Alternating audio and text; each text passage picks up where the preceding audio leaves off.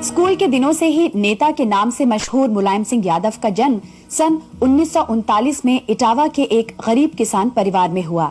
जब वो 7वीं कक्षा में पढ़ते थे तभी उन्हें सोशलिस्ट पार्टी के किसान आंदोलन में जेल जाना पड़ा। बाद में वो डॉक्टर राम मनोहर लोहिया के विचारों से प्रभावित हो समाजवादी बन गए। मुलायम सिंह को बचपन में कुश्ती का भी शौक था। वो 1959 में आगरा मंडल के कुश्ती के चैंपियन बने। 1967 में उन्हें संयुक्त सोशलिस्ट पार्टी के टिकट पर चुनाव लड़ने का मौका मिला और 28 साल की उम्र में सबसे युवा सदस्य के रूप में वो यूपी असेंबली में पहुंचे। सन 1974 में मुलायम सिंह चौधरी चरण सिंह की पार्टी भारतीय लोक दल में शामिल हो गए। 1975 में इमरजेंसी के दौरान वो 19 महीने जेल में रहे। 1977 में जनता पार्टी के टिकट पर चुनाव जीतकर फिर असेंबली में आए, लेकिन 1980 का असेंबली इलेक्शन वो हार गए। बाद में वो विधान परिषद में विपक्ष के नेता बन गए।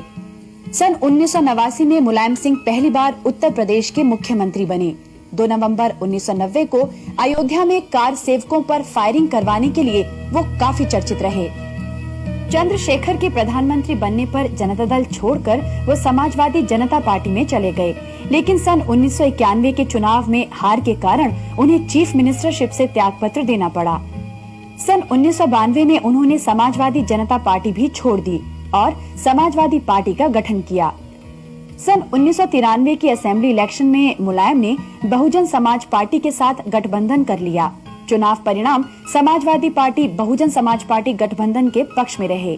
लिहाजा 4 दिसंबर 1993 को मुलायम सिंह यादव एक बार फिर उत्तर प्रदेश के मुख्यमंत्री बने, लेकिन धीरे धीरे कांशीराम से उनके रिश्ते बिगड़ने लगे और मुलायम सिंह की सरकार गिरवाकर कांशीराम ने 3 जून को बीजेपी के सपोर्ट से मायावती को मुख्यमंत्री बनवा दिया। आजकल मुलायम सिंह रैलियां और जनसभाएं करके आने वाले लोकसभा चुनाव की तैयारी में जुट गए हैं। मुलायम सिंह जी सुना आप पहलवान थे और कुश्ती लड़ा करते थे। ये कुश्ती लड़ते लड़ते फिर राजनीति में कहां से आ गए? उस वक्त स्वर्गीय नत्थू सिंह विधायक थे। उन्होंने कहा मैंने बहुत नाम सुना है, तुम कुश्ती हमको दिखा दो।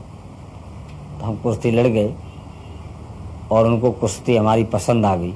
उसी दिन से वो हमसे प्रभावित हो गए और आगे चल करके उन्होंने ही अपने मन से मुझसे कहा कि अब मेरी जगह आपको चुनाव लड़ना पड़ेगा। हम चुनाव लड़े, उन्होंने लड़ाया और 1967 में पहली बार हम विधायक बने। आप 8 बार एमएलए एमएलसी रह चुके, अब लखनऊ छोड़कर दिल्ली क्यों नहीं आ जाते नेशनल पॉलिटिक्स में? अभी दिल्ली आने का मैंने सोचा नहीं था, लेकिन अब मैंने ये जरूर सोचा है कि दिल्ली में समाजवादी पार्टी के लोगों को ज़्यादा से ज़्यादा पहुंचाएगी। हमारा लक्ष्य है कि अब जो दिल्ली में प्रधानमंत्री बने वो समाजवादी पार्टी के समर्थन से बने, हमारी मर्जी का प्रधानमंत्री हो, ये हमारी इच्छा है और इसलिए हम पूरी शक्ति अब पार्लियामेंट के चुनाव में लगा दी है। आपने एक बार कहा था जब आपको चंद्रशेखर जी गृह मंत्री बना रहे थे दिल्ली में कि हम लखनऊ में मूंगफली बेच लेंगे लेकिन दिल्ली नहीं जाएंगे।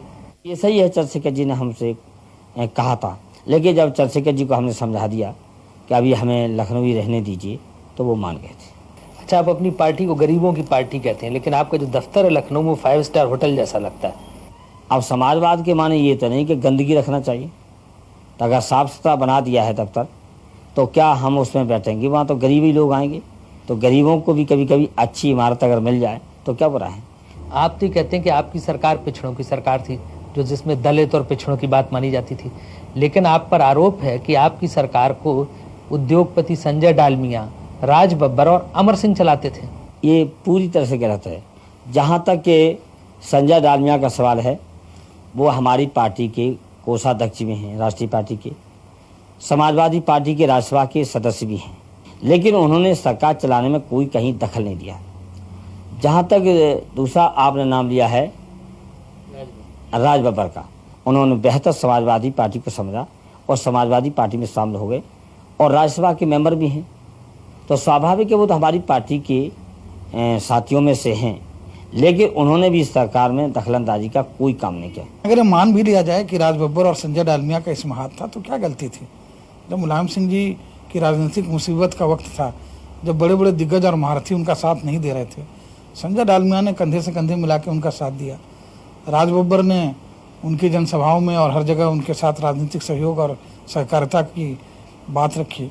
आजकल सुना आप अपर कास्ट के लोगों को खुश करने की कोशिश में सभाओं में बैकवर्ड से हाथ उठाते हैं कि अपर कास्ट के लोगों को गाली नहीं देंगे। हमारी साफ राय है और समाजवादी पार्टी की नीति है, अगर हिंदुस्तान की राजनीति करनी है तो सबको लेके चलना है।